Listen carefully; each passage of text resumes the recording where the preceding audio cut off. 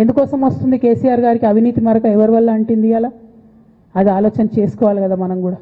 కొంతమంది కేసీఆర్ గారి పక్కన ఉన్నటువంటి వాళ్ళు కేసీఆర్ గారి పేరు చెప్పుకొని అనేక రకాలుగా లబ్ధి పొంది వారు చేసినటువంటి అనేక చెత్త పనుల వల్ల ఇవాళ కేసీఆర్ గారి పేరు బద్నామయ్యే పరిస్థితి వచ్చింది.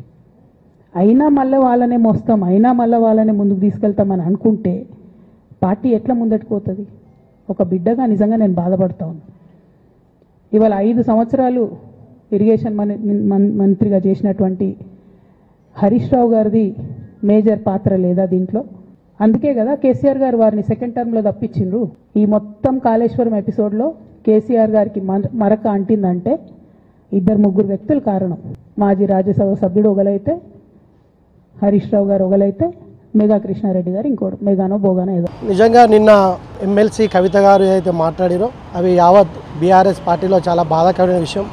ఎందుకంటే ఆమె మరి బీఆర్ఎస్ పార్టీలో ఉండి గతంలో ఎంపీగా గెలిచి తర్వాత ఎమ్మెల్సీగా ప్రస్తుతం ఉన్న కవిత గారు వన్ ఆఫ్ ది పార్టీలో మరి ఏదో చర్చించవలసింది పోయి బహిరంగంగా మరి పార్టీని విమర్శించి పార్టీ ఉన్నా ఒకటే లేకున్నా ఒకటే అనేటువంటి మాటలు మాట్లాడిందో యావత్ తెలంగాణలో ఉన్నటువంటి బీఆర్ఎస్ పార్టీ కార్యకర్తలు నాయకులు అందరూ కూడా బాధపడుతూ ఉన్నారు. ఆమె చేసినటువంటి ఆరోపణలు అవుతున్నాయో శుద్ధ అబద్ధం, అందులో ఎలాంటి నిజం లేదు.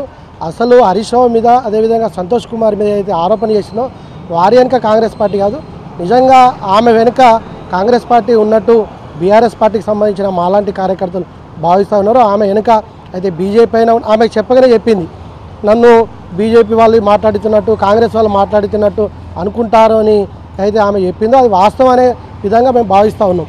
ఎందుకంటే మొన్న మన జగదీశ్వర్ రెడ్డి అయితేమి, కొప్పుల ఈశ్వర్ గారి మీద అయితేమి ఈ మధ్యకాలంలో రెగ్యులర్గా ఏదో ఒక రూపంలో ఆమె బీఆర్ఎస్ పార్టీ మీద, బీఆర్ఎస్ పార్టీ నాయకుల మీద అనేక రకాలుగా ఇబ్బంది పెట్టే విధంగా మాట్లాడుతుంది. ఇది చాలా బాధాకరం. ఇప్పటికైనా ఆమె తన వైఖరిని మార్చుకొని నిజంగా తెలంగాణ ఉద్యమ నాయకురాలిగా భావించాలనుకుంటే ఆమె చేసినటువంటి ఆరోపణల్ని, నేను చేసినటువంటి తప్పు అని చెప్పి క్షమాపణ అని చెప్తే బాగుంటుంది. లేకుంటే మా పార్టీకి సంబంధించినటువంటి మా అధినాయకత్వం ఆమెపై వెంటనే చర్య తీసుకోవాలని చెప్పి ఈ సందర్భంగా మేము విజ్ఞప్తి చేస్తాము.